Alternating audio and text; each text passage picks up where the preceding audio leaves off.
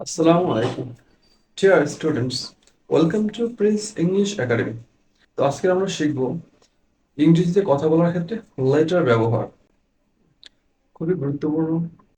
আমরা কোনো কিছু করতে চাওয়া, অনুমতি চাওয়া অর্থে আমরা লেট ব্যবহার করে থাকি।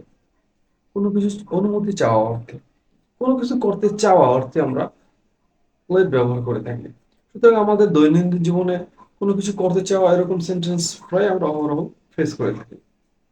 সুতরাং লেট ইংরেজি কথা বলার ক্ষেত্রে খুবই গুরুত্বপূর্ণ।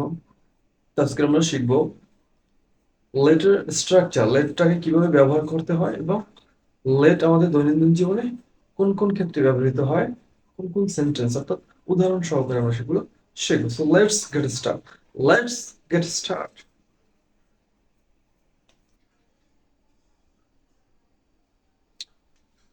তো লেট একটা ভার্ব।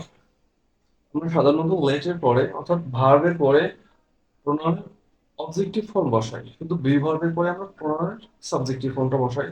লেট একটা ভার্ব, এরপরে আমরা সাধারণত অবজেক্ট অবজেক্ট ব্যবহার করি। তারপর ভি ওয়ান অর্থাৎ ভার্বের বেস ফর্ম। তাহলে লেটের পরে আমরা সাধারণত অবজেক্টিভ ফর্ম বসাই, তারপর ভার্বের বেস ফর্ম অর্থাৎ লেটের পরে যে ভার্বটা আসবে সেটা সাধারণত বেস ফর্ম হয়। ঠিক আছে। তারপর এক্সটেনশন, অর্থাৎ এক্সটেনশন মানে হচ্ছে অতিরিক্ত যদি কোনো কিছু থাকে। তাহলে লেটের ব্যবহারটা কিরকম হবে? প্রথম লেট, তারপর অবজেক্টিভ ফর্ম প্রোনাউনের, তারপর হচ্ছে verb V one, verb one, ভার্বের বেস ফর্ম, এক্সটেনশন। একটা উদাহরণ দেখি। লেট মি গো দেয়ার, আমাকে সেখানে যেতে দাও। তাহলে আমরা প্রথম লেট, তারপর অবজেক্টিভ ফর্ম মানে ভার্বের ভি ওয়ান, তারপর এক্সটেনশন যদি থাকে তাহলে আমরা এভাবে ব্যবহার করব। সাধারণত লেট দিয়ে আমরা সেন্টেন্স তৈরি করব। তবে এখানে লেটের সাথে আমরা যে প্রোনাউনের অবজেক্টিভ ফর্মটা বসে একটা সংক্ষিপ্ত রূপটা বসাতে পারি, এটা কোনো সমস্যা নাই।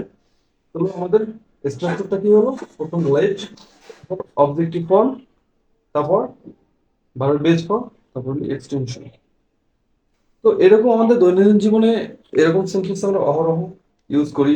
যেমন let me go, let me play, let me outside, let me a pen, let me a glass water, হ্যাঁ, let me here, let me দেয়ার।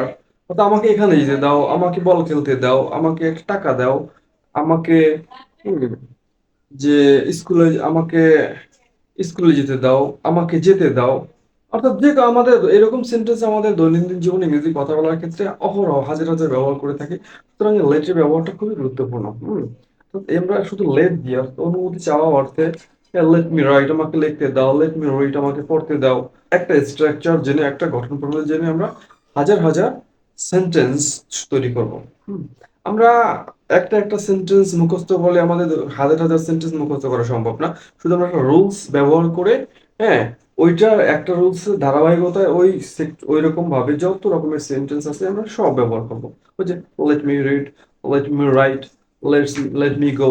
হ্যাঁ, আবার যদি বলা হয় লেটস গো, যদি আমরা প্লুরাল হয়ে থাকি লেটস গো। অথবা তবে একটা জিনিস মাথায় রাখবে, লেটস অর্থাৎ লেটের পরে যদি সাথে যদি প্রোনাউনের অবজেক্টিভ ফর্মটা সংক্ষিপ্ত রূপ ভাবে বসে, তারপরে কিন্তু আমার প্রোনাউন বসে না। যেমন লেটস মি, এরকম হবে লেটস মি গো নয়, লেটস গো। ঠিক আছে। কারণ লেটের পরে অ্যাপোস্ট্রোফি এস দিয়ে মানে ওটা সংক্ষিপ্ত রূপটা বসছে, তারপরে মি হবে না, লেটস গো অথবা লেট মি গো। ঠিক আছে। তাহলে এভাবে আমরা লেটের ব্যবহারটা করব ইংরেজি কথা বলার ক্ষেত্রে এবং হাজার হাজার সেন্টেন্স তৈরি করবো এবং প্র্যাকটিস করবো নিজে নিজে। ঠিক আছে। ওকে, ভালো থাকবা। আজ ভিডিওটা ভালো লাগলে লাইক শেয়ার কমেন্ট করে এবং সাবস্ক্রাইব করে পাশে থাকবা। তো আল্লাহ হাফেজ।